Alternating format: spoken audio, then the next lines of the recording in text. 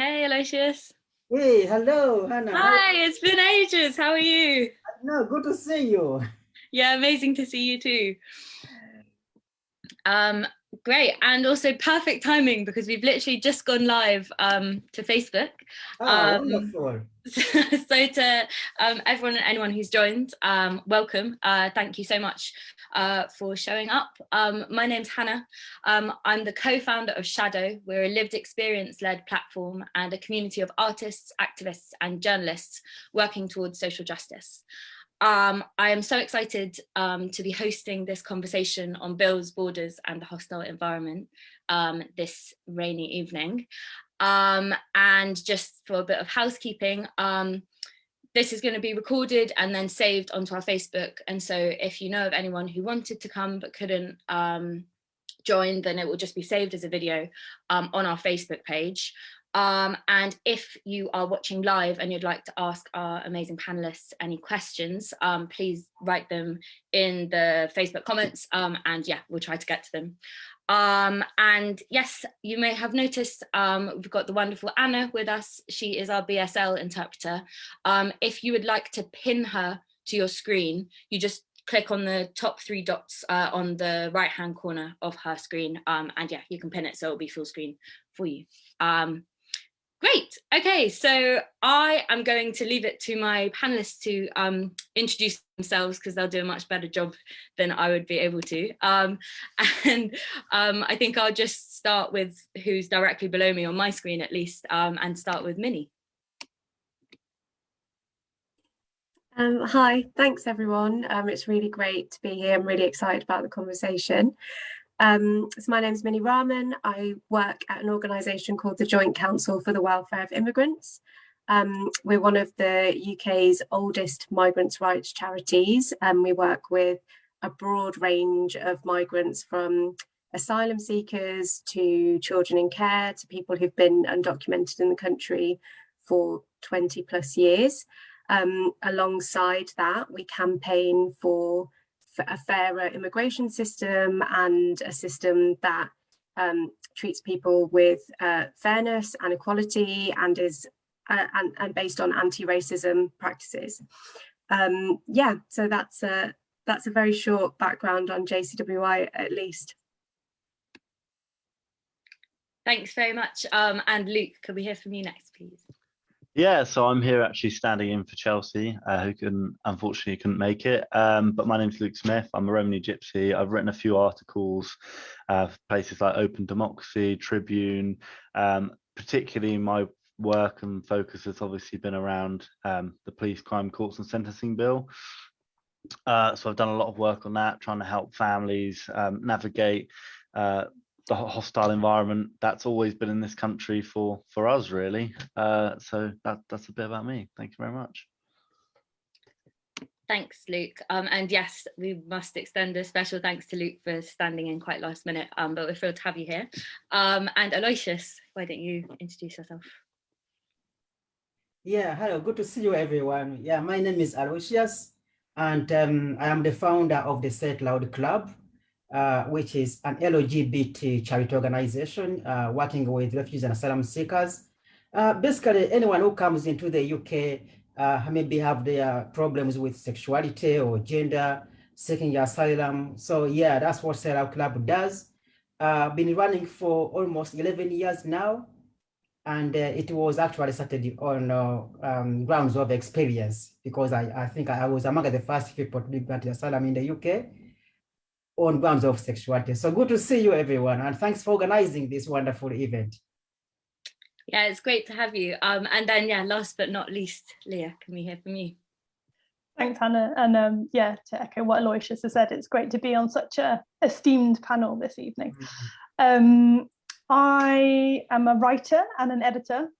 So a year ago this week, actually, I published my first book with Pluto Press, which is called Border Nation, A Story of Migration. And in short, it kind of joins the dots between Britain's very kind of dark and sinister history of colonialism and marauding around the world. And it joins the dots between that and the present day hostile environment. And for my kind of day job, I guess, I work for an organisation called Project 17, which is an advice centre based in Hackney in East London, but we kind of work nationwide at the moment because we're working over the phone. And we support families who have no recourse to public funds, who are facing problems with homelessness and destitution. Thank you so much to everyone for introducing yourselves. I'm going to jump straight into the questions.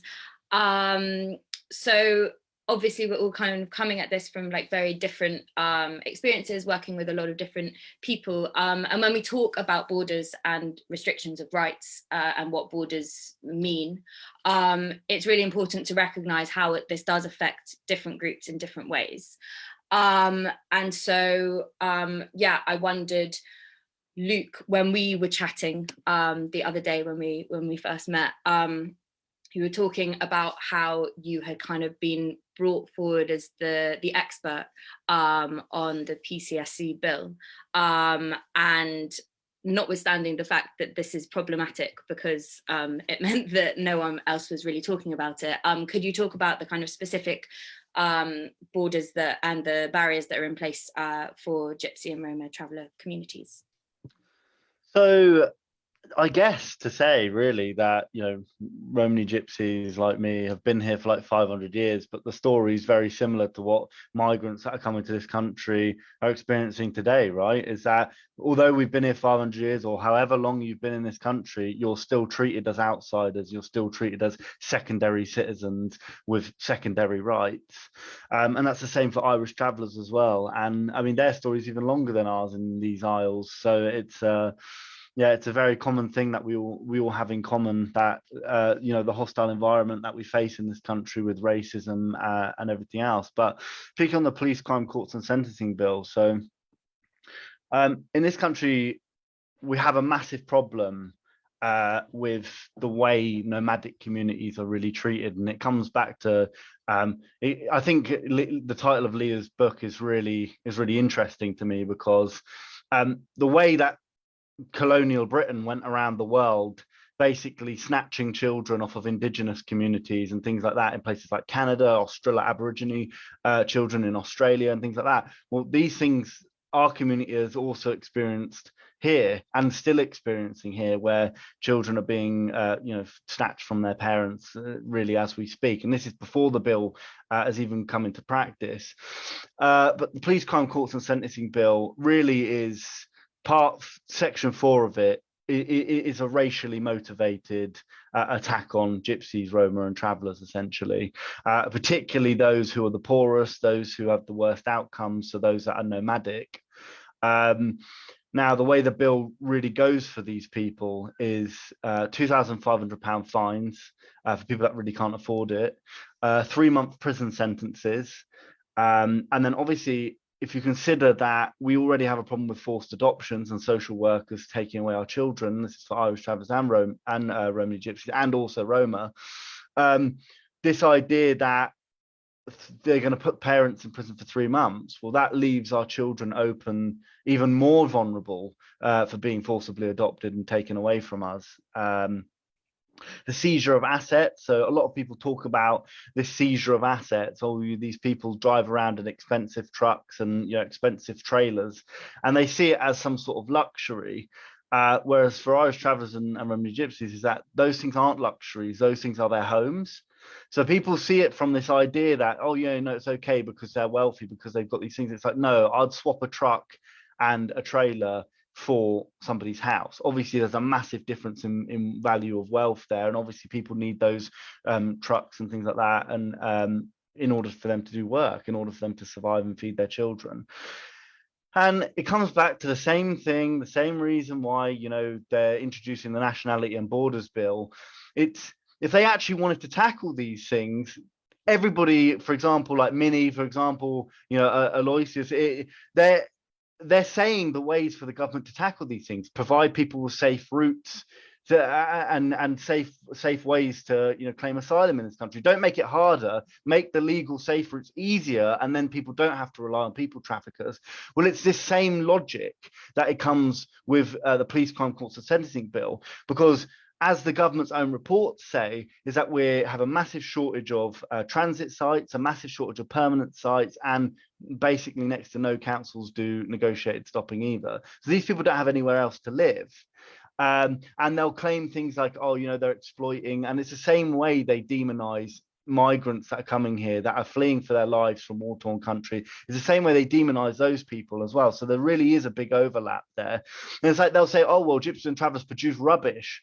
Well, I'm sitting there going, well, why don't you treat their rubbish like you treat everybody else's rubbish? And you know, the council dispose of the rest. And they're like, well, you don't pay council tax. It's like, well, if you give people safe places to live that are authorized, well, then they have access to the proper rubbish disposal routes that everyone else has access to. So it really is this same really dodgy logic that they come to. But yeah, the hostile environment, like I say, it's been going on. People talk about this as if it's only came under the Labour government and then it came under the Tory. Well, the hostile environment for migrants in this country has been forever. It's not just this policy that come out. Obviously, we sort of put it into this box. So it's come out of policies that have got worse, and governments that are using migrants, just like they're using Gypsies and Travellers, in order to, you know, whip up tensions and gain racist votes, basically. But then there's Roma in Ukraine who are potentially now having to flee a war-torn nation that this bill will, the Nationality and Borders Bill will affect. And if we look historically, whilst there's been freedom of movement for people from the EU, Roma have historically been deported from this country, even under freedom of movement, and, you know, fleeing places like Kosovo and Serbia, where there's been like, you know, wars previously. And it's the same racialized way of looking at migrants and things like that, that, you know, affects us. The whole attitude is very similar. These bills are essentially the same thing. They're just tackling two different vulnerable groups. So my thing is, you know, we should all stick together, and because, you know, we are essentially the same. When you look at the way the government and the Home Office treats us, they've been deporting people in places like Glasgow and things like that for a long time. But that's all I'm really going to say. But yeah, they're going to seize people's assets, seize their kids potentially, and put people in massive, you know, prisons that they're building. So thank you very much. Thanks so much for sharing all that, Luke. I wanted to kind of pick up on, you obviously mentioned Ukraine, and of course this has kind of dominated the mainstream, or at least the Western press, over this past few days. And the kind of failure of the UK's immigration system in relation to Ukrainian refugees has really shone a light on the issues that have existed for so many people before this crisis. And Leah, I wondered if I could start off with you, like, can we talk a little bit about like the hypocrisy of the way the world is reacting to Ukrainian refugees? And you write in your book about like the palatability of whiteness. And yeah, I wondered whether you could kind of expand that a little bit with regards to what's happening at the moment. Yeah, I mean, to pick up on a thread from what Luke was saying, the kind of issues that we're discussing today are not novel or new issues. They're issues with kind of centuries old roots that fly back into the annals of history. But I was kind of speaking to someone about this yesterday. The hypocrisy is not shocking to me particularly, and that doesn't mean that we shouldn't be appalled and we shouldn't be angered and we shouldn't be horrified, but it's part of a very predictable trajectory. And we need to remember that UK mainstream media is racist. It finds deep wells of sympathy and humanity for white people and very little for people of colour and marginalised and minoritized people, and Black people in particular, as well as working class people broadly. And I think it's a much broader issue than just this crisis. We see it playing out in so many spaces, whether it's about you know, missing children. We can see how obsessed the media in this country was with the abduction of Madeleine McCann versus the disproportionately higher amounts of young people of colour and Black children and minoritized children who go missing, and there's kind of little to no coverage. And we see this in the kind of outrage against the kind of justified outrage against the murder of Sarah Everard by a police officer, and the smaller amounts of coverage of other deaths of people like Nicole Smallman and Beba Henry, who were killed in the park and police took selfies at the scene of their murder. kind of what's important, I think, to make clear is I don't make these comparisons to suggest that the deaths of white people and black people should be pitted against each other. The issue is the focus or lack of focus, which illustrates a very skewed and racist media landscape, which feeds into and is fed by a political agenda which is very clear in saying that black and working class lives don't matter. And this is explicitly what we've seen as the conflict unfolds in Ukraine. We've seen broadcasters saying that, you know, we should be shocked because this conflict is playing out in a civilized country. And the language here is obviously very colonial. There's a sense that black people are pathologically inclined towards conflict or living in conflict zones. And we know that that's absurd, but that's the suggestion that's being made when people of color crossing the Mediterranean Sea in boats in 2015 are mocked and derided in the mainstream media, and white people making journeys also seeking safety from Ukraine are afforded more care and compassion in some spaces. And this is also a very important detail, I think, that we can't lose sight of. Let's be clear that whatever the government is saying in support of Ukrainians, whatever kind of compassion they're managing to dredge up from their acting classes in support of Ukrainians fleeing the conflict, is very much lip service. It's not being matched with substantial support to ensure that people can get to the UK and seek safety here. Thanks, thanks, Leah. Yeah, I totally agree. I wanted to move on now to you, Aloysius, and I wanted to ask could you shed a bit of light on how the Nationality and Borders Bill specifically will affect those who are seeking asylum on the grounds of sexual or gender identity? Because of course, this is the kind of community of people that you work with and support. Yeah, I mean, listening to all these wonderful people here, and Luke mentioned one thing that, and actually Leah also talks about it, that we are actually all the same people. We actually all serve the same client group, but the politicians, the leaders that we have, are the problem, are the ones who are creating divisions within the community. Because now, when you look at the new Nationality and Borders Bill, especially in reference to those seeking asylum on grounds of sexuality, this is a continuation of a hostile environment. Leah and Luke, they have mentioned about this. This hostile environment has been there. Seeking asylum on any grounds is absolutely a terrible, one of the worst experiences you could ever go through. I experienced that. I have first-hand experience. Now, to make it even worse, then you come to this country and they say, I'm seeking asylum on grounds of sexuality or gender. That's even worse, because you are supposed to explain everything. You are supposed to, you face intrusive questions that no human being should ever sit another human being down and say, how do you do this? Why can't you go back to your home country? And they expect you to explain everything. Now, in relation to the bill which they are proposing, they are asking, okay, that the moment you arrive in the country, produce the evidence of your sexuality. Can you imagine you are coming from a country like Africa or Asia, where you have concealed your sexual identity for all your life?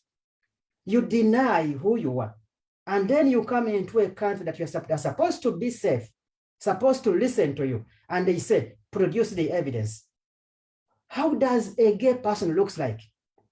How does a lesbian woman or a transgender or bisexual, how does it look like that you are going to base on this to say, yes, we believe that you are a lesbian, therefore we should give you protection in the UK? We are living in the culture of disbelief. When you look at the requirements for this bill, that forcing LGBT people, like for example, to first maybe taken into the outside of the UK, into what they call service centers, where they're going to face abuse. This system is already failing in Australia, where they keep people on some kind of island, and then from there, so this is all about promoting a hostile environment. It is as if they say, oh, well, you chose to be an asylum seeker. You chose to be a refugee. People don't choose to become refugees. So when you look at this bill, it wants to limit the number of appeals an asylum seeker can lodge. Now, when you look at asylum cases, especially LGBT cases, people need time to embrace their identity in order for them to speak, in order for them to seek help. You find people who are faced homophobia for so much of their lives. They come into this country, they cannot talk. They have lost trust in the authorities. They have lost trust because the people who have harassed them back in their home countries are the people, the men and women in the uniform. Now, people come in here, they are scared of looking at a police officer. They just want to run away. And you expect them to come and just open up straight away because you have no understanding of their cultures and you don't understand where they come from. So how can this kind of policy be fair to serve all the communities? Because when you look at this country, we are a country of different communities. If you have no idea of their cultures and traditions and you don't speak their language, how can you serve them? And the politicians, they don't even want to use ordinary people like the people we have here, people who have the experience. They don't want to engage with ordinary people. And now we have politicians who just have these fancy titles. But when it comes to responsibilities, they just run away.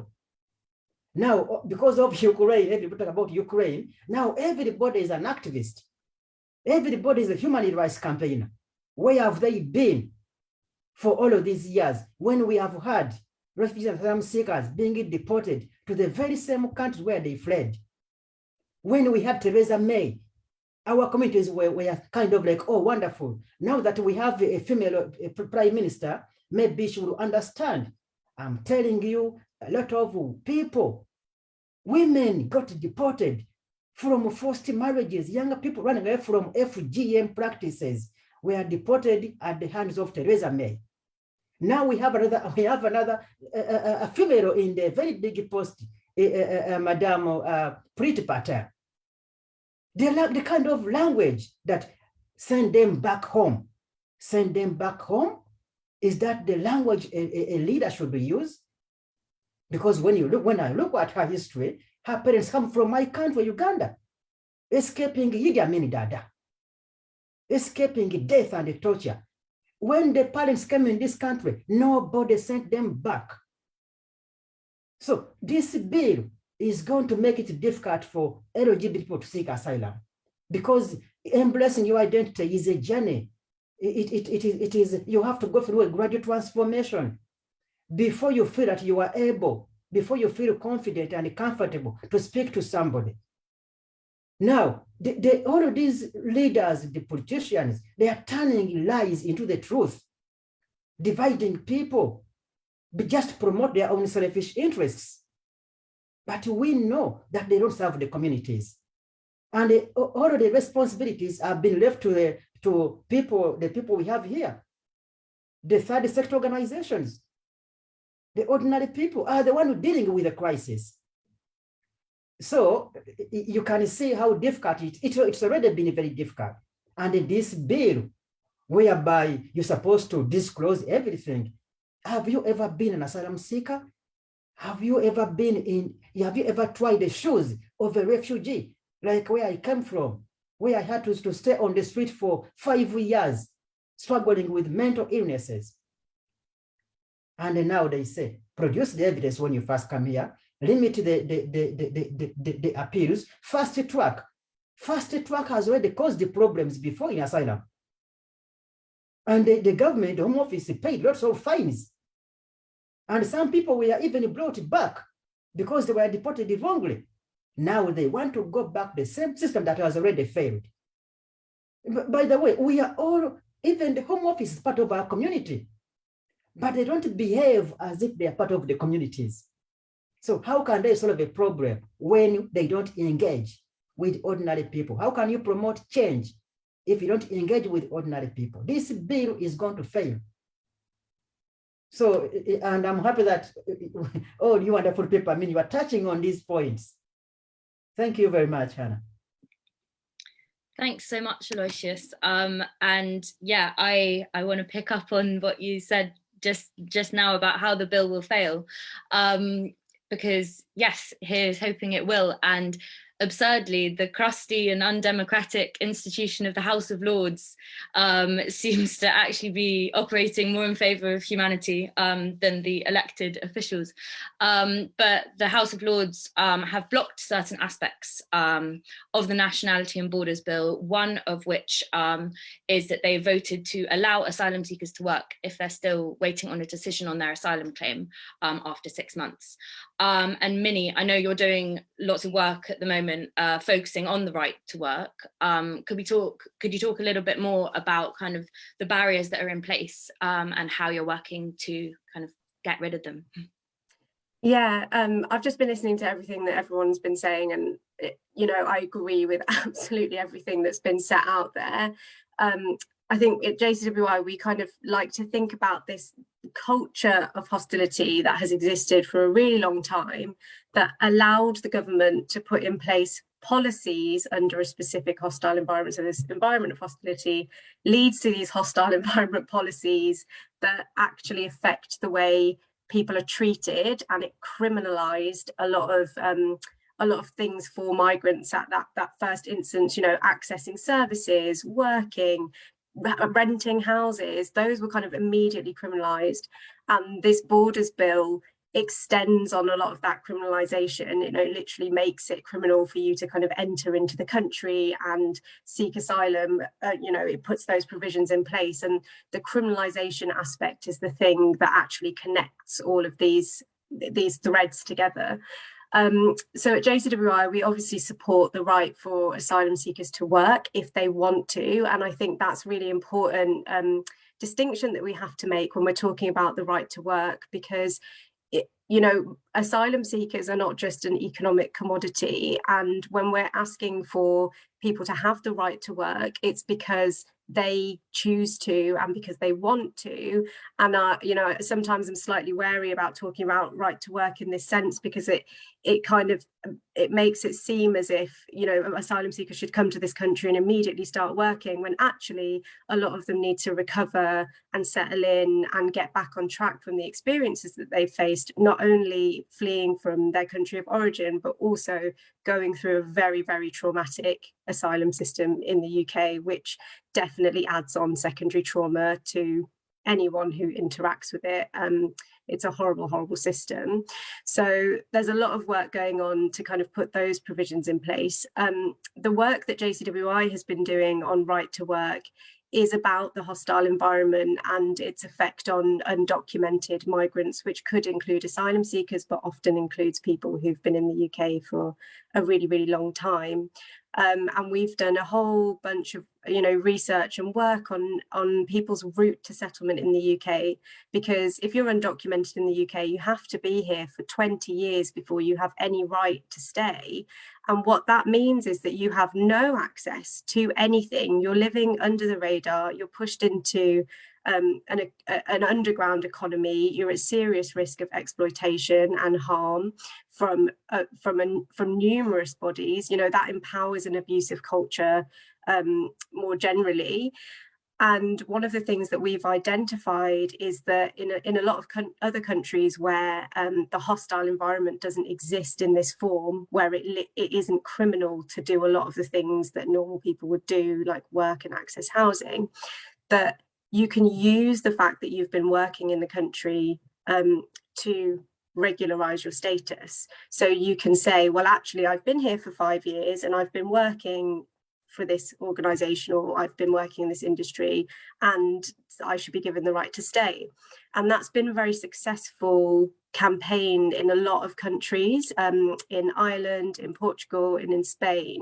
And it has also, really importantly, empowered undocumented migrants' voices, because they've been able to unionise and to speak for themselves and to call for their own rights.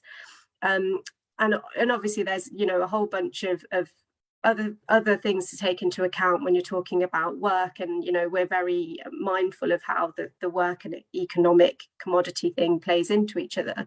But we've identified that the government, that we could, as a country and a government, have a completely different type of immigration system, which not only removes the hostile environment from it, but also provides people with a way to stay in the UK. And that is parallel to the stuff that goes on with the Asylum and Borders Bill, because all of that is about the right to be in the UK and the right to live safely here and the right to access safety here in the first place. And, you know, as I said earlier, that the Asylum and Borders Bill is very much an extension of the hostile environment in a way that we haven't really seen before on the asylum system. You know, it's a fundamental attack on the right to seek asylum. It's a fundamental attack on human rights. And the government really has gone quite far in extending this. And just to kind of talk about, you know, Ukraine and the hypocrisy there. You know, Ukrainian refugees are still being treated appallingly by this government, right? That's the first and foremost thing to say. But they have been offered far more support than any other category of asylum seeker, you know, in the last 10 years. What that shows about our asylum system is that our asylum system is in failure. It is not functioning. It doesn't function in a crisis. It doesn't function in the long term. It doesn't provide safety to anyone who actually needs it. The fact that they've gone outside of their current system to try and find routes to safety for Ukrainians, but also are still very committed to bureaucratic processes, basically means that this bill will fail in the long term because it will bring the asylum system to its knees. And now that will be a terrible experience for everyone who interacts with the system. But eventually that system will have to come crashing down because there will be it will not function. It already doesn't function. And I think that's the really important thing to think about when you're campaigning against this bill in the long term, is that there might have been some small wins in Parliament, in the House of Lords. Perhaps we'll even see something in the House of Commons. I'm not too optimistic about that. But this bill will be implemented. And how do we organise for safety outside of the bill processes? So once that bill is in place, what does detention look like? How do we protect the people there? How do we oppose the systems that are come into place afterwards? And where is the campaigning that we need to focus on once the bill is in place? You know, a lot of attention and focus has gone into the bill, and there is going to be an aftermath of the bill that we as campaigners and organisers and people in the system, or people who've been through the system, need to prepare for. And that's the bit of campaigning that I'm really interested in. And I think that then we need to start thinking about that aspect of it now. Thanks so much, Minnie. And Aloysius, I noticed you raised your hand if you'd like to come in on that.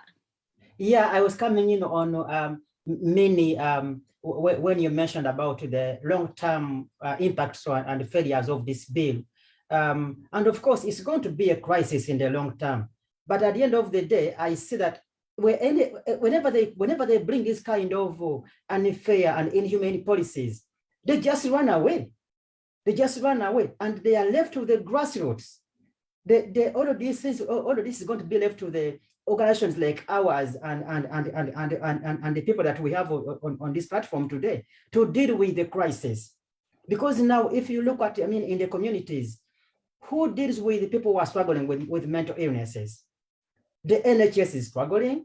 A referral can take 5 months, and yet it is Luke and Leah and Minnie who are bridging the gap between the communities, the NHS and the government. But do they recognize our work? In most cases, no, because we are talking about sensitive issues. We are attacking what they don't want to talk about. Now, because Ukraine, everyone talking about, all MPs, everybody's talking about it. But when we are campaigning against these bad policies, even big organizations that are supposed to be supporting the refugee causes, they keep quiet. Look at the bill at the moment. Where are the rest of the massive LGBT organizations, the European-based ones? They don't talk about it. And yet we think we are the same people. Every time there is a problem and we reach out to them, Hannah, nobody comes out because maybe they are protecting their funds. They protect, I don't know what's the problem. But Minnie, as you said, this price is going to be left to grassroots organizations, to the third sector organizations, unfortunately. Thanks, Aloysius. And Luke's raised your hand as well, so I'll bring you in. So one of the things I wanted to say was, like, part of all of this issue is that we've basically become callous as a nation, as a population, to the suffering of refugees, to the suffering of Black people, to the suffering of, like, people from the Middle East. Like when we see wars and stuff, I think they've drawn a distinction between for some unknown reason, they think that the suffering that people in Syria and that go through is somehow different to the suffering of people in Ukraine. And one of the things I wanted to tackle was about this idea of safe countries to tackle, you know, asylum issues, right? Is that Roma coming from Ukraine, for example, are segregated at the border, are segregated from other people from Ukraine because of the racism that they experience, because of the tensions that they experience with population from their own country, by the way. When we talk about safe countries and we talk about Europe, and we use these sort of liberal ideas about what Europe looks like and what the UK looks like when it comes to asylum, well, for one, there's been a fortress Europe going on for some time. There's problems in, you know, places like, you know, France, for example. This country deems France a safe country. France isn't a safe country for migrants. It isn't a safe country for Roma, where they're forced into slum-like camps and things like that. Romania isn't a safe country. When they talk about, you know, they seek asylum, but, you know, they've come through all these safe countries to get here. These places aren't safe for Roma. They aren't safe for many people from, you know, Africa. They aren't safe for many people from Syria. Now, we think this country's bad, and this country is bad in a lot of ways. But there are some countries this country deems safe that make this country look like paradise, basically. And I think we need to remember that when they talk about this idea of safe countries and seeking asylum. So that's one thing I would say. Now, it comes back to the same thing. I'm going to use the example of Roma because obviously that's the experience that I know most about. Those are the people I know most about. But this same applies to people from Africa, same applies to people from Middle East. But these people are undocumented. They could be European citizens and be undocumented and then therefore still be deported. So that's the kind of thing. And we know that the Home Office was deporting Roma women, Roma families for some time across Europe, and they were filling flights and flights full of Roma and getting rid of them. And you know, they were talked about as if they were a blight, talked about as if there was an invasion happening. And this is one of the reasons why Turkey actually got rejected from the EU in a lot of cases, because they were worried about swarms of Roma coming in. So you can see how it's racialized and how people are talked about in this way. But yeah, I just wanted to bring up that the whole framing of the government's bills on this is sickening, frankly. And what Aloysius was saying about how it's going to be left to people like us to bring up the pieces. It's not just about the Nationalities and Borders Bill and the Asylum Bill, but about the Police, Crime and Courts and Sentencing Bill. Like, I don't understand what these people are going to do when their trailers are being taken away and they have nowhere to live. I don't understand what people are meant to do. If there's no safe places for these people to live, there's no legal places for them to live, how do they live? Is the government saying that these people, these asylum seekers, these gypsies and travelers, are they just saying that we just shouldn't exist? Like, that's basically where they're going with this. They're not sort of saying it out loud, but that's where they just want us to all disappear and go away and somehow, be dealt with without the government having to actually do anything. So yeah, that, and what Aloysius was saying is, we talked about call to actions and things like that. Well, get involved in grassroots movements like they did with those people in Glasgow that were getting deported. Get involved in, protesting against, site evictions, traveller sites evictions and things like that. Because, like I say, although we're demonized and our suffering is made okay in the media and things like that, well, it's not, and we should really look out for each other a lot more than we do. I just don't understand how people in a boat coming from Syria going to the cliffs of Dover are any different from Ukrainian refugees. I fail to see that distinction, but for some reason, white people seem to matter more. Now, go and ask these people, these politicians, about what they think about Ukrainian refugees, and particularly mention Ukrainian Roma, who they don't see as white, by the way, and then their whole idea of what it takes to be a Ukrainian better class of refugee, you see it fall apart very quickly. So yeah, thank you very much for your time anyway. It's been a pleasure. Thanks, Luke. And I think you've really eloquently touched on the link that is between these two bills. And Leah, I kind of wanted to go to you on this bit, because obviously kind of under the hostile environment, borders are everywhere and we're kind of forced to police each other. So already that's a very concrete link, right, between kind of policing and immigration. And yeah, I wondered whether you could speak a little bit more about this idea that, well, for example, if you're an employer, going back to the right to work, employers can be fined if they're found to have employed someone who is undocumented or doesn't have the right to work. And I wondered whether you could explain that a little bit more. Yeah, I mean, this is one of the kind of many dimensions of the hostile environment, this thing that Theresa May kind of overtly set out in 2012 about making kind of life untenable for really broad swathes of people in this country. But we know that the seeds of the hostile environment are obviously sowed, many, many years ago.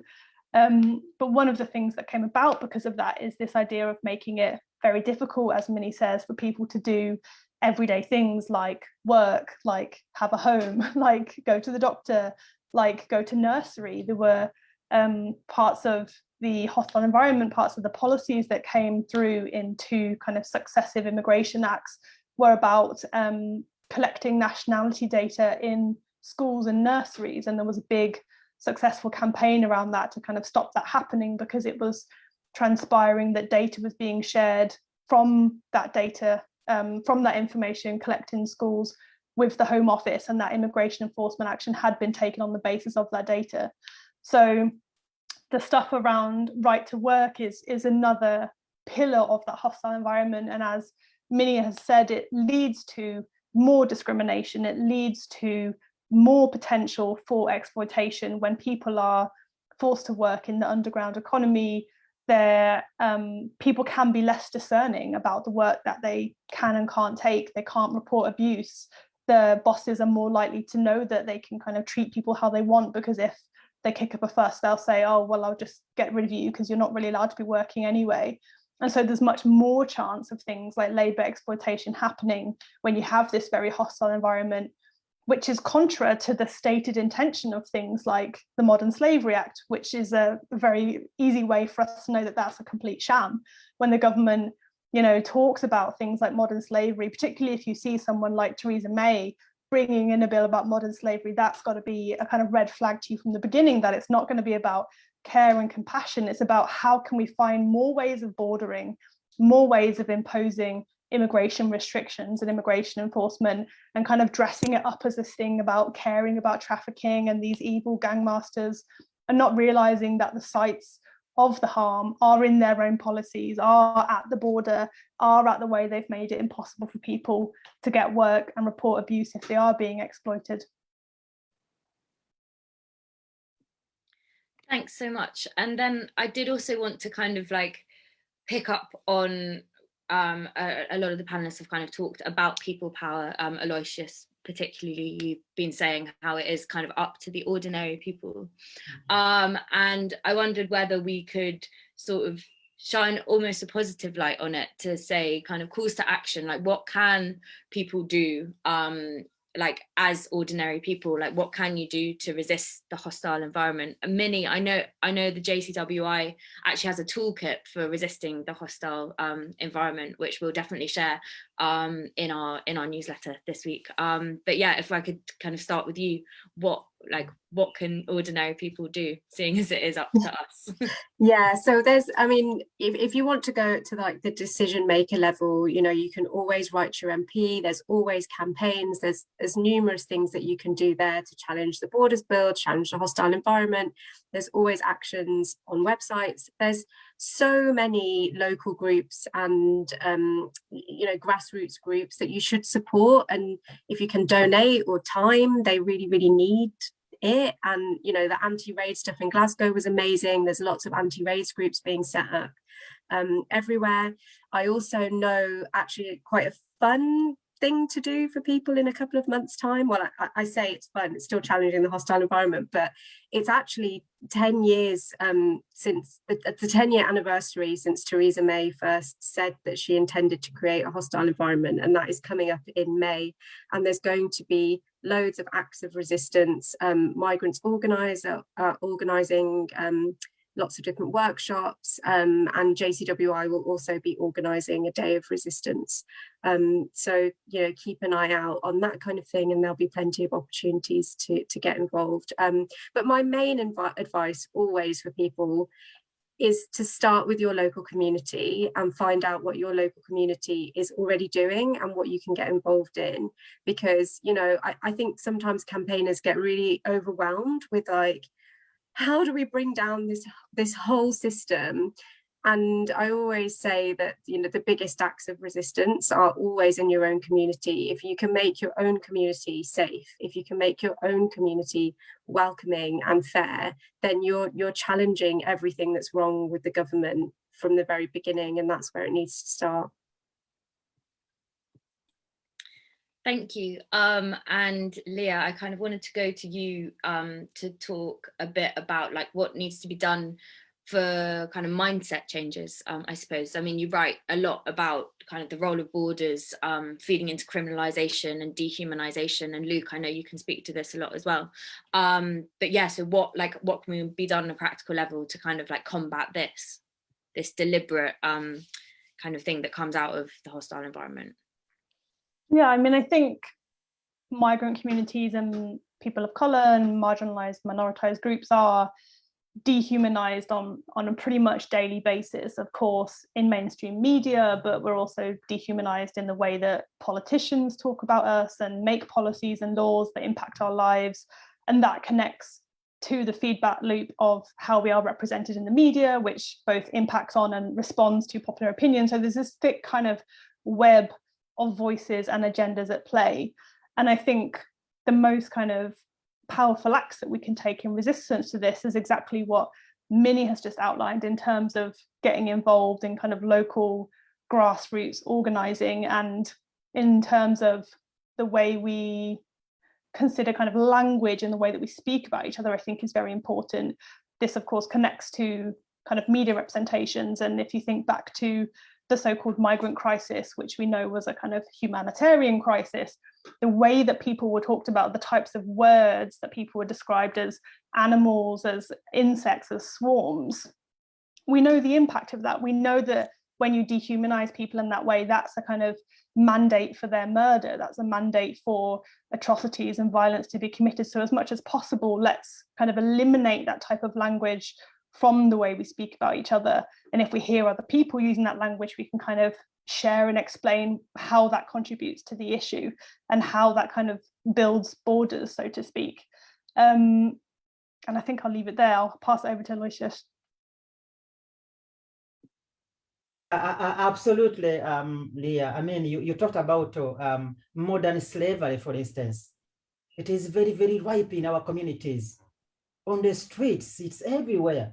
But then you see ministers come on TV and they talk how they campaign against modern slavery. And they are the same people promoting this kind of policies. And by the way, I want to talk about one similar thing about what Minnie mentioned about, like, for example, the right to work, maybe after 6 months. But the right to work, what kind of eye did you give to refugees and asylum seekers? Because for me, even when I was going to the refugee status, and I had the right to work and live in the UK, my card shows I'm a refugee. How am I going to compete with everybody else, knowing that the media, the politicians are portraying an image of a refugee as a zombie. How can you give somebody, okay, I welcome you in my, okay, this is your home, you can stay here safely and you can work. And then the card you give me already discriminates me, because I can apply for decent accommodation, I can apply for a job, and I can have all the qualities there. Refugees have got special skills. These are people who come from those countries. They are educated, they can do so much, they can contribute. But when you give them an official Home Office card and it identifies them as a refugee, what are you expecting? An employer who is already homophobic, who is already racist, who doesn't like the Romas and Gypsies, how are they going to look at this kind of card? So, I mean, also maybe we have also to promote the image of a refugee, starting within our communities. Because right now, our image of migrants is people are scared of migrants. Where are these things coming from? When somebody say, put on a big bus during the Brexit campaign, that 1 million people are coming to take over this country, this thing is still causing fear within the British communities. Maybe it is our obligation, maybe to educate the communities, to go out there and say, please, this is supposed to be a liberal country, a welcoming country. When the Home Office sends migrants or asylum seekers into one place, and without even educating the locals feel being taken over. They just dump them there, and they just disappear. So also Minnie mentioned about how we can bring about change. Change can happen only if ordinary people take part. Change can happen if even refugees and themselves and asylum seekers can feel empowered. Like what we have done, I think Minnie mentioned about this. We are writing to our local MPs. We are writing to the House of Lords. We used the Valentine to show love, that we are not angry people. We are humble people. We are making petitions. So it is very important that we are the people who are dealing with the migrants all the time. Therefore, we must empower them, that themselves they have a voice.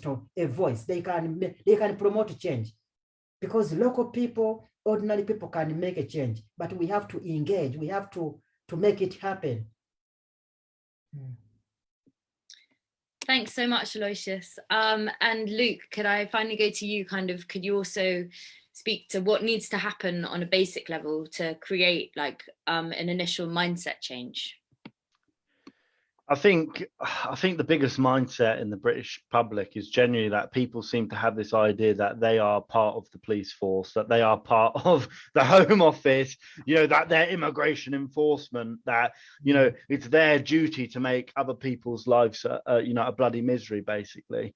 I think that part of people have just got to be killed off. That mindset, that part of their brain that's telling them this just has to be gone. It's like, one of the big examples I give is like Jess Phillips comes along, right? She's an MP. She says, I'm a big feminist MP. I'm doing this, violence against women and girls. Oh, we must do this, we must do that. Well, why are you ringing the police on the local gypsy families who have women and girls in them? These trailers aren't filled with men that are all 18. We have some, in fact, in this country, right, our average age is much, much, much lower than the rest of the population. So what she's ringing police on when she's calling up about an unauthorized travellers encampment, she's ringing up on children and women and girls. That's who she's ringing up on. Who do you think this affects the most? Right? Well, who do you think has more needs to stay in one place for a small amount of time? Is it the men who are 18 and working, or is it the women and girls that it affects the most? Right? When Theresa May comes along and says modern slavery, but then makes every avenue impossible for them to work and get proper unionized work or have proper access to rights, that's not being against modern slavery. If anything, they want modern slavery. People like Theresa May want modern slavery so they can create an underclass of migrants that can fulfill things like picking vegetables and things like that, the things that they think is underneath them. essentially. That's what they want to do. And that's the same with what they're doing to Aloysius, or people like that, giving them a refugee status card. It's giving employers the green light to exploit people, and that's the truth of it. But when it comes to, you know, I always say, like, you don't have to get out on the streets if you're not comfortable. You don't have to get out on the streets and sit in the roads or whatever. Like some people I know, you know, that's what they do. That's their part of the struggle. But there's many different facets to the struggle. The struggle could be, you know, me helping a family who are losing their kids to social services. It could be as small as, say you're a middle class civil servant. You don't want to get on the wrong side of the government because they might fire you or whatever. Well, tackle the problem when your friends, your middle class friends or white friends come around to, you know, talk about, you know, gypsies and travellers, and they call us the P word and everything else, and they say horrible things about refugees and mine. Tackle them at the dinner table. It's your dinner table. Tackle them, educate them, and say, you know, this isn't right. So acts of resistance don't have to be these big things. Not everybody has to be like MLK or whatever. You can just be you, right? And you can just talk to your friends, your family, and you know, build it up from the ground up, basically. But yeah, you've just got to kill that idea that the police and the Home Office are looking out for you, because they couldn't care about you. They couldn't care about white working class people either. And the police couldn't care about white working class people either. You know what I'm saying? So, like, you need to get out there and explain to people that, you know, all of this is nonsense. And the reason why they have to blame people like Aloysius, they have to blame people like me, they have to blame people like, you know, in these, you know, charities that are now, they've now even turned their guns on basically charities who are trying to advocate for people and people's basic rights. Well, that's because they don't want to advocate for ordinary people to have good lives. And that's people from all walks of life. They don't want to advocate for people to have good jobs, people to have, you know, good housing and things like that. They're blaming us because they don't want to solve the problems and they don't have the answers. So that's all I would say is, you know, don't be had. Don't be led down the garden path to think that actually it's the gypsies down the road robbing you. The biggest thieves in this country are the people that are in Parliament and the people that those people advocate on behalf of. That's the truth of it. It's all those oligarchs and things like that. It's not, you know what I mean? It's funny how we didn't have much talk about all these, you know, Russian oligarchs, you know, buying up housing in London. We didn't have them. They weren't called swarms. They weren't called this, that, and the other. So yeah, we really need to build up working class solidarity as well. And that's my take on it. But yeah, we all need to work together. So you know, a Syrian refugee is closer to me than a parliamentarian is, and that's just the way I've always seen it. Because we've never been. Look, there's no amount of time you can be in a country and be made to feel welcome. We've been here 500 years, and nothing's got better for us. They see us as an underclass. It's not about because these people are migrants. It's because they're black, they're brown, they're LGBT. It's all these things that are crucial to their identity. That's why we're different. And I think our differences are great. So you know what they can do, don't they? Like, thanks anyway. Thanks, Luke. And Aloysius, you put your hand up. Yeah, I was just following up on Luke. I mean, because I think we also want maybe to call upon anyone, for example, anyone with skills, and you can use your skills, you can use your talent to promote change. If you have a platform out there, like for example, now, let's say the Shadow magazine, I'm so happy that this kind of people are using these platforms to promote change. And so that's why we need maybe to call upon all those with massive capacities. You have a role to play, because although the politicians, we know they are selfish, whatever they do is to promote their own selfish interests. That is already bad enough. But also those who just look on and don't do nothing, they are also responsible. So it is not only those who are promoting these bad policies, but also those who just look on and they do nothing. So when our people suffer, when our people being kicked out of the street because, oh, they're a group of people, oh, they are Roman, they don't want to see them here. If you look on and you don't say anything, you are also exactly doing the same thing. So platforms are very important. That's why I'm so happy that the Shadow magazine, you are able to organize this kind of voices, because voices can go so far and voices do work. Thank you so much, Aloysius. And yeah, I think that is a really excellent place to end, unfortunately, also because it's the time. But yeah, we all have a role to play in creating change. And seeing as the government's not going to do it for us, we do all need to get together in solidarity. So thank you so much, everyone, for tuning in. And thank you so much to the entire panel. I could have stayed so much longer talking about this. But yeah, I've really enjoyed being able to host this.